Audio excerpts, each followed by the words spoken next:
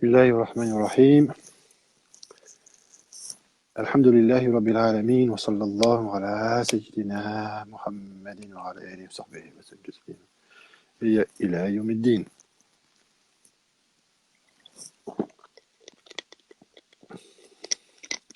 Assalamu alaikum wa rahmatullah wa barakatuh.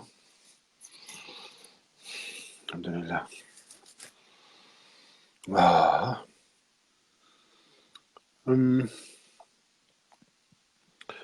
Bismillah, je voulais ce soir donc je suis en train de réfléchir comme je disais la fois dernière à lire d'autres chapitres du livre sur l'ésotérisme islamique de Cheikh Abdel Wahid, mais là, wa alaykoum salam wa rahmatullah Sidi Al-Malabah, notre amiral. Marhaban.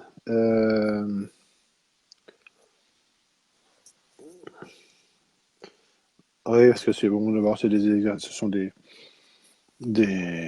chapitres qui touchent des points particuliers, bon, évidemment intéressants, mais qui ne sont pas directement en rapport avec les questions qui sont posées d'habitude. Donc, voilà, donc ça demande un petit peu de préparation éventuellement, et puis je sais pas, il y a peut-être d'autres choses qui sont prioritaires, donc en fonction de vos demandes et des besoins, Inch'Allah, on avisera. J'ai aussi le projet de... ça sort un petit peu des questions, mais d'un autre côté, pas tant que ça, parce que c'est important aussi d'avoir des connaissances générales à ce sujet. Je pensais faire le même genre de lecture commentée de la crise du monde moderne de Cheikh Abdel Wahid. Parce que j'estime que c'est un livre qui est vraiment, évidemment, d'une grande actualité, d'une grande importance, si on veut bien comprendre les choses, et voilà, les poursuivre par autorité spirituelle et pouvoir temporel, qui a, à mon avis, un prolongement et un complément qui n'est pas toujours mis en valeur sous ce rapport-là, puisqu'on présente en général la crise du monde moderne et la règle de la quantité et les signes des temps. Mais je pense que autorité spirituelle et pouvoir temporel est un prolongement et un complément important de la crise du monde moderne. Voilà. Donc, pardon, excusez-moi. Donc voilà. Donc ce soir, je vais traiter, Inch'Allah, d'un point qui n'est pas vraiment une question en particulier qui m'a été posée, mais quand même c'est un principe général que je voulais aborder de manière assez claire. C'est parce que je suis confronté à ça très souvent dans les questions qui me sont posées ou que je vois être posées. Bon, c'est en fait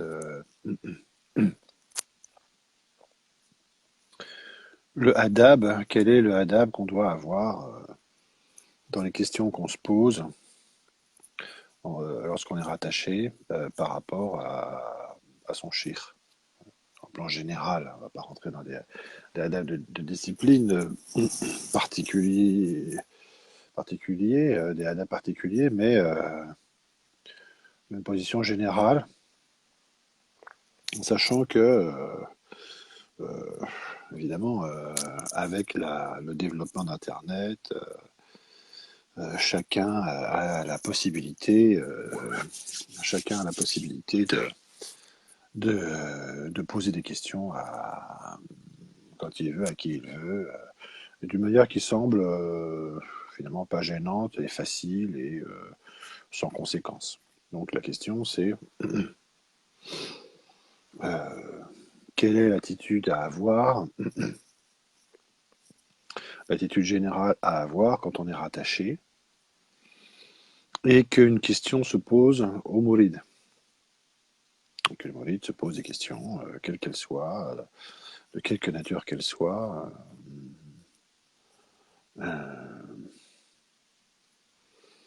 Voilà.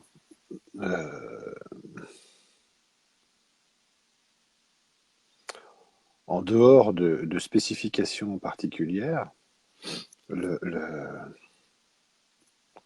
le adab, la convenance qu'il convient de faire, la, la- la position normale, d'en rendre compte, d'en rendre compte à son shir. C'est-à-dire que on a été rattaché dans la voie par un shir ou par un représentant du shir, ce qui revient au même. Sous ce rapport-là, ce rapport disciplinaire, on va dire, et méthodique. Donc, à partir du moment où on a un rattachement dans une tariqa régulier, eh bien, il est normal de rendre compte des questions qu'on se pose à son shir.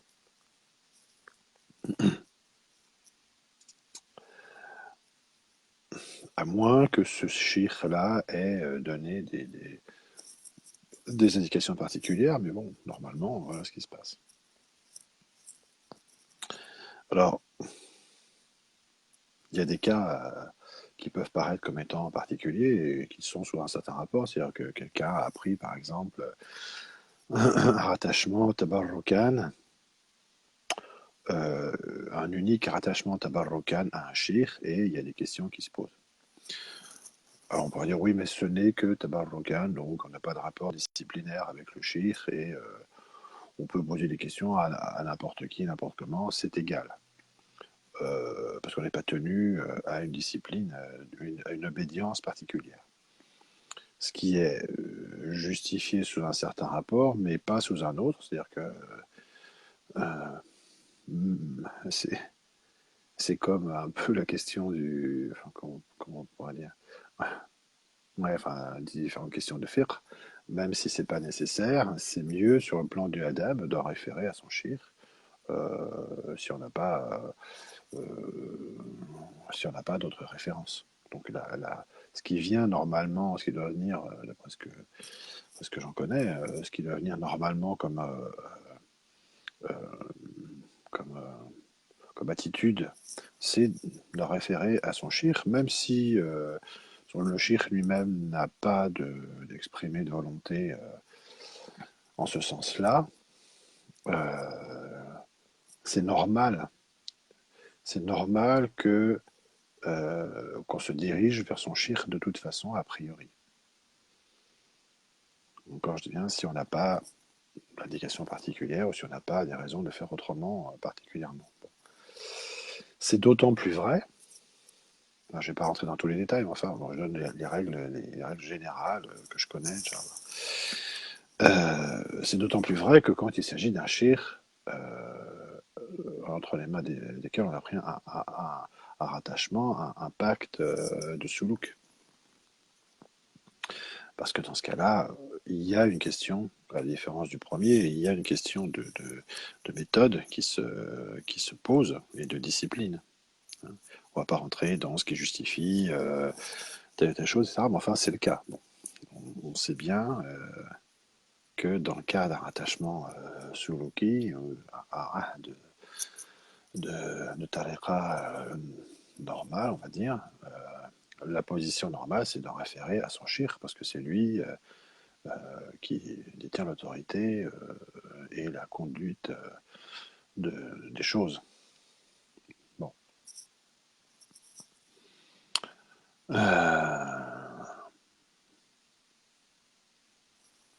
Voilà, je pense que ces points-là sont normalement assez simples à comprendre. Alors après, il y a ensuite d'autres questions qui se posent. C'est la question du muqaddam d'un shir dans un rahd de suluk.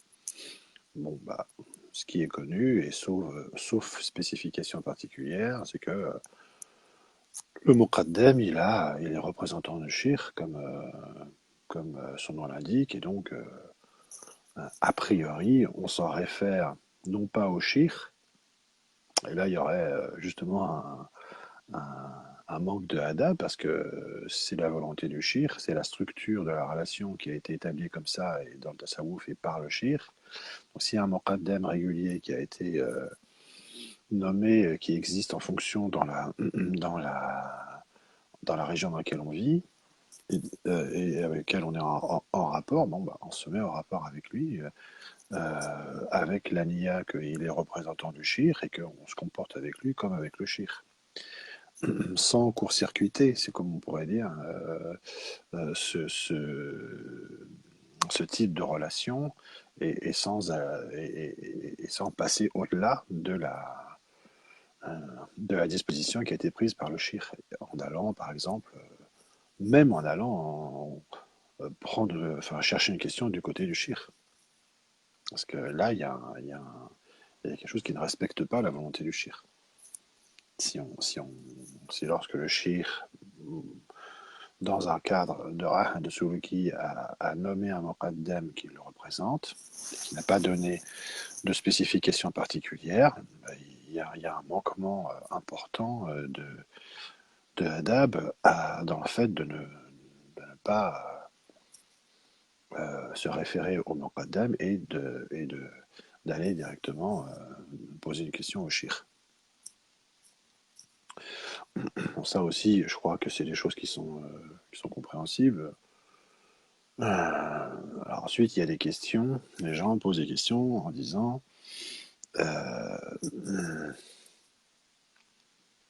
enfin, je voulais dire que déjà, à ce stade-là, moi, quand je reçois des questions, que ce soit bien clair, enfin, je le dis à chaque fois, et puis je me suis exprimé là-dessus aussi, euh, quand je reçois des questions, la première chose que je fais, donc, c'est de renvoyer les gens à leur statut, leur dire, mais euh, qu'est-ce qui se passe, dans quel rapport vous êtes, qu'est-ce que vous avez pris comme rattachement, et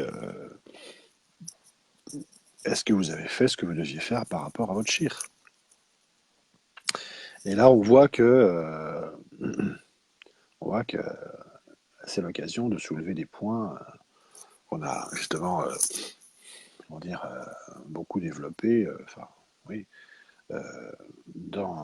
sur le porteur de savoir, qui est savoir bah, dans quel rapport on est quand on pose la question à un certain nombre de gens qui, comme ça, se manifestent. On se rend compte que ils ne savent pas en réalité s'ils ont pris un rahd simplement tabarrukan ou un rahd de suluk et parfois ils ne savent même pas ce que c'est qu'un rahd de suluk et à quoi ça, qu'est-ce que ça implique, qu'est-ce que c'est, à quoi ils se sont engagés, de quelle manière et comment et tout ça.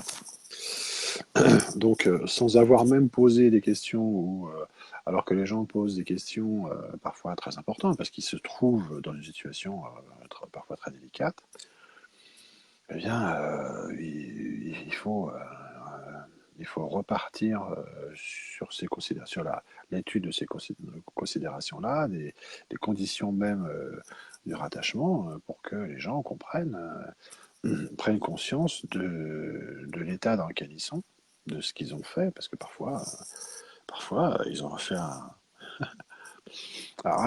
ils ont pris quelque chose d'entre les manachir, bon, et puis voilà, et puis eux ils pensent que c'est un rattachement tout simplement tabarruka, donc il leur donne une certaine largesse de pratique, alors qu'en fait, on s'aperçoit après que c'est pas du tout le cas et que c'est un de suluk, et donc ils sont dans une position de défaut d'obédience et de manque de hada parce qu'ils n'ont pas respecté tout un tas de choses qu'ils devaient respecter.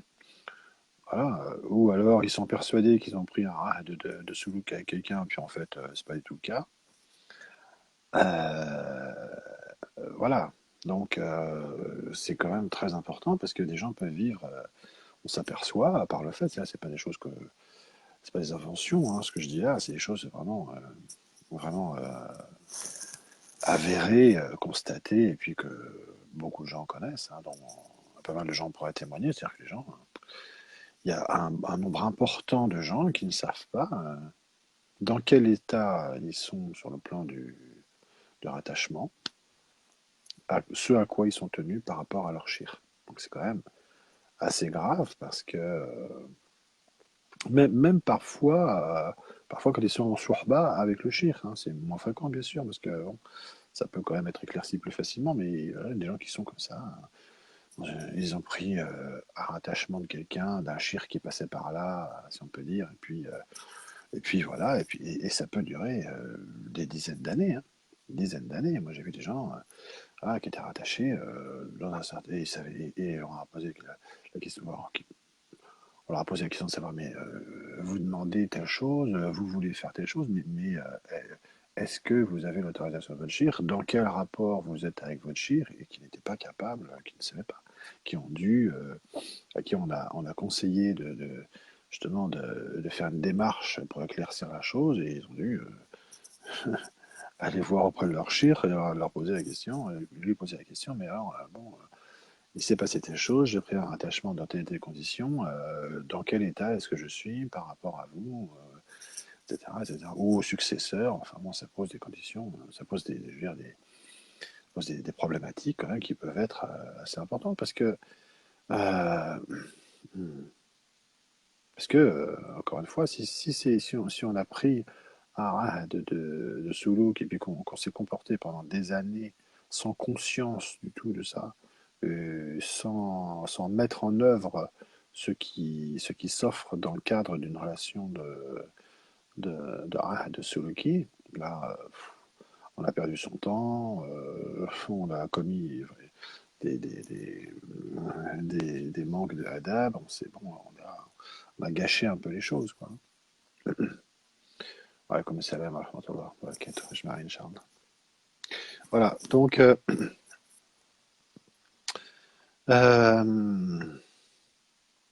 voilà. Le plus ennuyeux, effectivement, c'est celui c'est celui de rattachement qui a été pris sous Lucky et au cours duquel il y a eu des difficultés le Mouride a eu des difficultés pour rester en contact ou rester en contact avec son shir ou obtenir des informations, enfin des enseignements de sa part parce que il était éloigné ou parce que le Moqaddem avec lequel on était en relation n'a pas été capable de répondre au dire du Mouride ou parce que il n'a il n'a pas répondu pour différentes manières. Donc là encore, il faut savoir apprécier. C'est pas parce que un Moqaddem ou même un shir ne répond pas à certaines questions que c'est nécessairement un manque de la part du shir. Il y a certaines questions qui nécessitent, pour être posées et pour être bien comprises, elles-mêmes un certain nombre de adab aussi, parce que ça dépend quel est le sujet, de quoi il s'agit. Bon, il y a certaines circonstances qui peuvent justifier le fait que un shir ou son muqaddam, dans un cadre de suluki, ne répondent pas à certaines questions.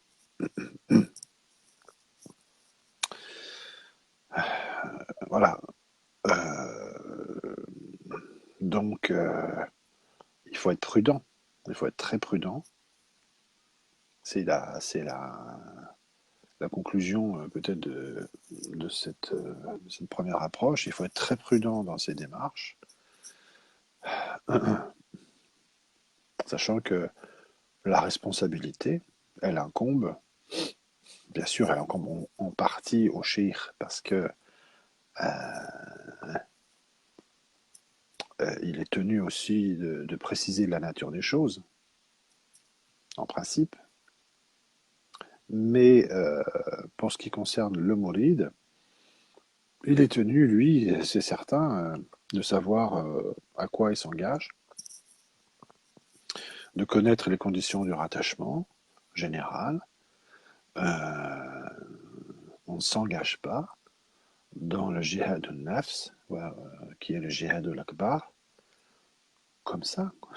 Je veux dire, dans n'importe quel engagement, dans n'importe quel contrat, on est tenu de lire les lignes du contrat et même les petites lignes en bas de page. Voilà. Et comment se fait-il que qu'on prenne des engagements aussi importants dans une, dans une démarche aussi importante, qui est la plus grande entreprise qui puisse être prise par un être humain, qui est la jihad al-akbar, la jihad al-nafs. Comment se fait-il que dans cette entreprise immense, on fasse les choses comme ça de manière aussi inconsciente, aussi empreinte d'ignorance et avec tant de négligence parfois. Voilà, donc le premier concerné, c'est le mouride. Le premier responsable, c'est le mouride. Et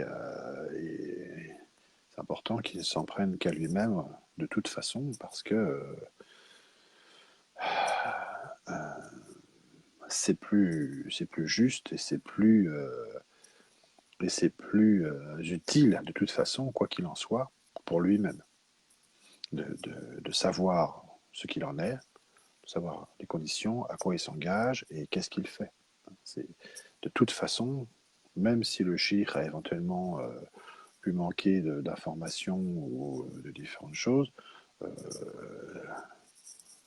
c'est de toute façon à soi-même qu'on a à s'en prendre. Parce qu'encore une fois, on n'est pas là, on ne fait pas les choses à la légère, ou alors si on les fait les choses à la légère, bah ensuite on les prendra à la légère, mais qu'on ne vienne pas ensuite dire oui, mais comment je devrais faire ceci, cela. Bon, vous comprenez ce que je veux dire? Bien, voilà. Donc ces questions-là sont très importantes. Là, j'ai commencé à les aborder là. Elles sont traitées en partie sur les questions-réponses du porteur de savoir. Et on y reviendra, Inch'Allah. N'hésitez pas si vous avez des questions, à les poser par écrit là, sur la Jalsa ou envoyer des questions en privé et j'essaierai de les traiter dans cette perspective dans les prochaines réunions, Inch'Allah. Alors, Ben Ammar Aziz. Marhaban, Sidi Salam, salam alaikum wa rahmatullah. Je viens de découvrir votre page. Eh ben, marhaban, on est content. Bravo pour tout ce que vous faites. C'est gentil. Aziz de Sidi Bou Saïd. Alors, oui, bah c'est bien, mais je vois pas qui vous êtes. Il y a une photo, mais on verra ça plus tard. Sidi Bou Saïd, mashallah. Ouais, j'ai appris que les Hadra avaient repris. Enfin, avaient été instaurés, je crois. Parce que il y a donc des réunions qui se font maintenant, d'après ce que j'ai cru comprendre, à Sidi Bou Saïd, dans le cadre de Tariqa Chadeliya, du Maqam Sidi Bel Hassan, alhamdoulilah. Mashallah, le Maqam Sidi Bou Saïd est salam, est un endroit plein de baraka, spécialement quand on est au-dessus du Darih et qu'on fait des du'a, mashallah, c'est un endroit particulièrement béni. Quand on a la chance de... Ah, c'est votre mère qui s'en occupe. Bah oui, je vois très bien la dame qui est dentiste, je crois. Sauf erreur. Enfin, je sais pas si c'est celle. Si c'est celle-là. En tout cas, n'oubliez pas de faire des du'a pour nous, s'il vous plaît. Et puis, pensez bien à nous si vous assistez à ces séances. Bon, barakallahu fik, j'attends vos questions, si éventuellement il y en a, voilà, sur ces questions sur ce sujet de, salut la bien de ma part, Inch'Allah, s'il vous plaît. Je voulais donc vous dire, oui, c'est ça, sur ces questions de rattachement, de nature de rattachement, de conditions, de ce à quoi on est tenu, parce que ça conditionne, oui, vraiment, ça, ça conditionne, hein, excusez-moi de me répéter, mais tellement de choses, même si c'est pas vraiment tout le soulouk, mais on sait que Cheikh Abdel Wahid insiste énormément sur ces questions du début du soulouk et du rattachement, au point de dire que il était, je sais plus comment il disait, mais enfin il était étonné et vraiment effaré un petit peu, enfin je sais plus où est-ce qu'il a dit ça, de la difficulté qu'avaient les Occidentaux à comprendre des choses aussi élémentaires sur le début de la tariqa, du tariq, quoi. Des choses aussi élémentaires qui sont normalement connues presque intuitivement, mais aussi tellement répandues et puis presque naturellement dans un milieu islamique normal. Eh bien, voilà, c'est des ben normal. Euh, eh bien, ces choses-là sont difficiles, Cheikh Wahed, qui savait de quoi il parlait, bien sûr, constatait la difficulté qu'avaient les Occidentaux, les gens des temps actuels, pour les comprendre. Donc, voilà, c'est important d'insister parce que il se trouve aussi comme maintenant, ça fait que bien, que bien malheureusement que ces choses-là, même en milieu islamique, ne sont pas toujours comprises, mais même souvent pas comprises. Et voilà, on est obligé, et c'est pour ça que on voit un grand intérêt dans le fait de les étudier et d'utiliser l'œuvre de Cheikh Abdel Wahid aux occidentaux ou aux orientaux qui sont occidentalisés pour exposer ces choses-là parce que c'est un outil très c'est un outil vraiment on va dire pédagogique mais oui c'est un outil très important pour clarifier ces choses dans l'esprit des gens qui n'ont pas ces notions à l'esprit ou qui les ont oubliées ou pour lesquelles elles sont chez lesquelles elles sont mal comprises. Wallah. Bon, alhamdoulilah, bah écoutez, voilà, bah, il y a quelqu'un qui nous rejoint, Thomas Amin, marhaban. Euh, voilà, Inch'Allah khair, on va essayer de continuer sur cette lancée, Inch'Allah ta'ala. Amin al-Bah. Donc il faut bien préciser le rattachement voulu pour éviter tout malentendu ou problème par la suite. Bah oui. C'est vrai que c'est évident, mais on quoi? Ça s'arrête là chez moi. C'est vrai que c'est évident, mais on, si vous pouvez continuer, bismillah.